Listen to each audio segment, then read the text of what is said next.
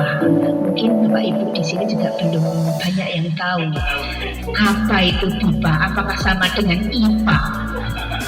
Nah itu ya, saya khawatir kalau saya tidak menjelaskan nanti kurang paham. BIPA itu memang hal yang sangat menarik untuk saat ini.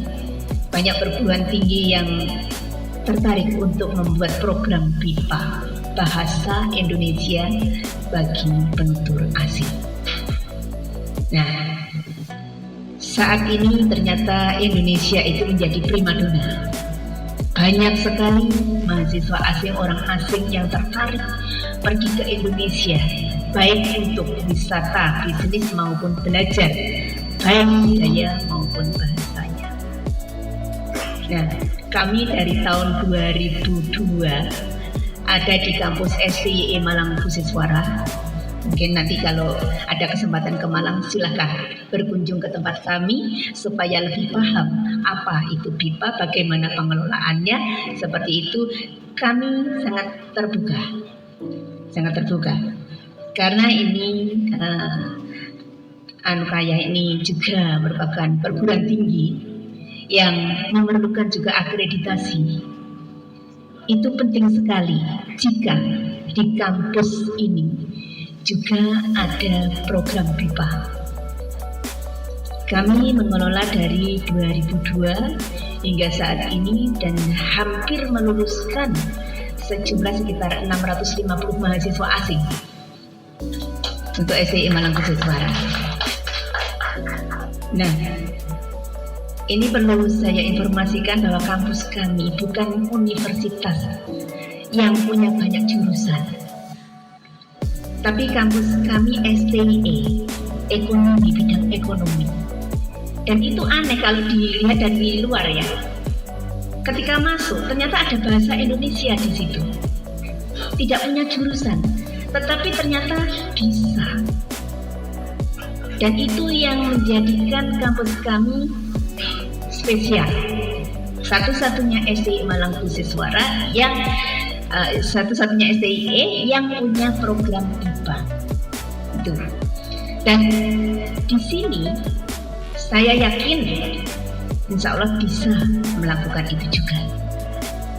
Meskipun di sini fokus ke keislaman, tetapi tidak menutup kemungkinan kesempatan seperti itu bisa dilaksanakan di kampus seperti ini. Dan mudah-mudahan nanti kalau misalnya ada kesempatan, silakan berkunjung ke kampus kami. Karena insya Allah pada tanggal 16 Februari nanti akan datang mahasiswa Pak Yoto dari Universitas Kanda, sejumlah 15 mahasiswa. Itu akan belajar di kampus kami selama 1 bulan. Nah, nanti pada tanggal 11 Maret, insya Allah ada penutupan program. Jika ada perwakilan dari kampus ini yang bisa hadir, kami akan senang sekali, karena kami juga tidak ingin ya hanya kampus kami yang melaksanakan, tapi bagaimana kami bisa menyebarkan ke kampus-kampus di seluruh Indonesia, terutama yang belum tahu tentang program BIPA ini. Karena sekarang sudah mulai banyak kampus-kampus keislaman yang memiliki program BIPA. Jadi jangan mau kalah dengan kampus-kampus yang lain. Mari bersemangat untuk bisa membuka program-program semacam itu. Kemudian memang mudah diomongkan, tapi memang tidak mudah untuk dilaksanakan, apalagi kalau mengawali babat alas. Tanpa ada semangat dan niat yang tulus dari hati kita, itu hal yang tidak mungkin bisa kita lakukan. Karena kita membuat program semacam itu harus ada kerjasama dari berbagai institusi, berbagai organisasi, supaya program kita benar-benar berjalan sesuai dengan harapan. Nah, oleh karena itu, ini kami ingin berbagi pengalaman saja. Siapa tahu dari kampus ini juga tertarik untuk bisa membuat program-program semacam itu, karena itu menjadi salah satu bagian penilaian dalam akreditasi kampus. Ya, Oleh karena itu, ini saya berbagi pengalaman, memang tidak mudah. Jadi kami ada kerjasama dengan lingkungan sekitar, dengan dinas pariwisata, dengan dinas-dinas yang lain. Jadi pemerintah Kota Malang Semalang Raya itu ada kerjasama dengan kami, sehingga itu memudahkan kita untuk bisa melakukan kegiatan-kegiatan yang nantinya bisa bermanfaat untuk baik untuk kita maupun untuk orang asing. Jadi kami membuat program itu tidak ingin hanya memintarkan orang asing, tapi justru bagaimana kehadiran mereka di sini membuat negara kita semakin baik. Itu yang kami maksudkan. Sehingga program yang ada di kampus kami, memang setiap kami ada bermacam-macam ya program. Itu kegiatan yang dilakukan juga berbeda-beda. Ada program BIPA yang bahasa Indonesia untuk orang asing itu, kami ada program intensif yang dilaksanakan 1 bulan, ada yang setengah tahun, ada yang 1 tahun. Nah, ini sebenarnya ada program beasiswa dari pemerintah Indonesia untuk orang asing yang tertarik untuk belajar di kampus-kampus di seluruh Indonesia. Sehingga saat ini sudah banyak jumlah mereka, karena setiap tahun sebelum corona itu sekitar 750 mahasiswa asing itu diberi beasiswa oleh pemerintah Indonesia, kemudian disebar di seluruh di banyak perguruan tinggi ya, sekitar 68 perguruan tinggi yang ada di Indonesia untuk belajar selama 1 tahun, dan itu biayanya dari pemerintah Indonesia. Dari banyak negara-negaranya, dari 54 kalau tidak salah, 54 negara, Asia, Afrika, Eropa, semuanya bisa. Itu ada, terutama negara-negara yang punya hubungan diplomatik dengan Indonesia, seperti itu. Oleh karena itu, jika nanti tertarik dengan seperti itu, silakan nanti bisa komunikasi dengan kami untuk bagaimana caranya supaya bisa terlaksana seperti itu. Terutama harus ada persiapan. Sebelum kita mengajukan proposal, kita harus siap dulu. Apa yang disiapkan? Terutama kantor urusan internasional harus ada. Itu penting sekali. Kalau tidak ada itu, sulit untuk bisa berjalan ya, karena yang mengurus semuanya untuk terkait dengan program-program semacam itu kantor urusan internasional.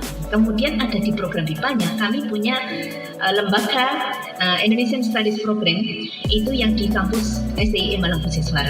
Jadi spesial untuk pembelajaran baik budaya maupun bahasa untuk orang asing, itu yang kami lakukan.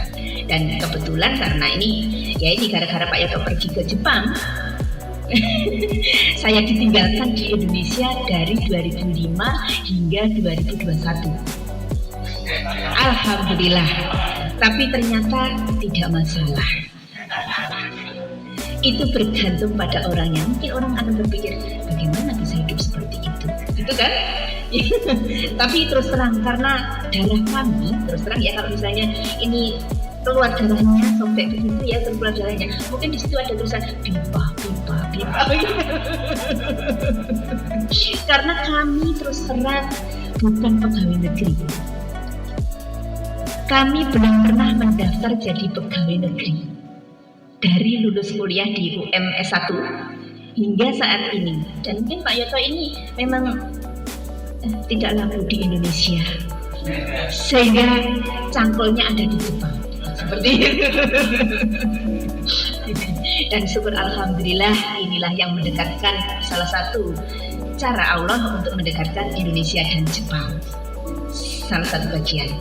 Kemudian syukur alhamdulillah dengan adanya program-program semacam itu, dan ini mudah-mudahan juga bisa menarik untuk dipikirkan bagaimana Indonesia lebih banyak dikunjungi oleh orang asing supaya Indonesia juga tidak diremehkan oleh orang asing, seperti itu.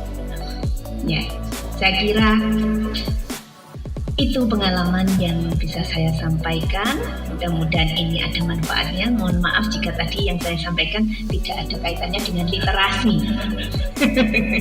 Tapi mungkin sedikit saja untuk terkait dengan literasi.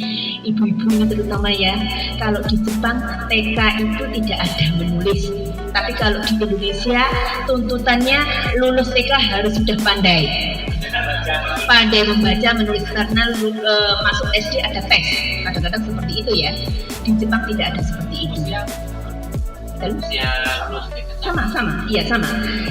Di sana karena saya di sana tidak mengajar di kanda ya, tapi saya di rumah. Setiap hari saya melihat anak-anak itu sekolah itu seperti yang diceritakan Pak Yoto tadi.